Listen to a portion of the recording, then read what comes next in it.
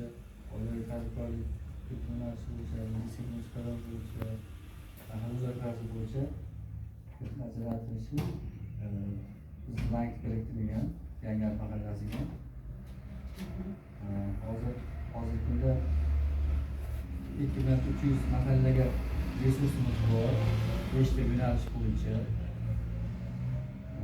17,5% oilaviy tadbirkorliklarga, biznesga birinchi qadam bo'yicha 26, mahalla loyihasidan 27%dan 5 yilgacha muddatga 50 milliongacha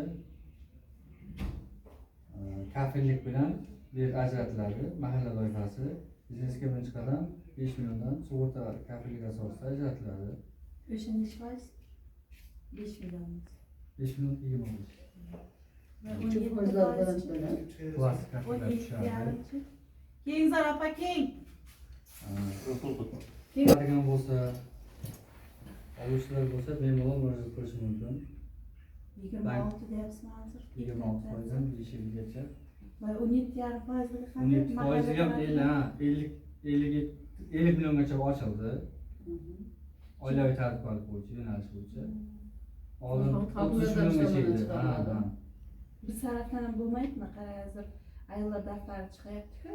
Tadbirkorlik qilish istagida xotin-qizlar ham bo'layapti-da. O'shalarga kredit kerakmi desam kerak deydi-da.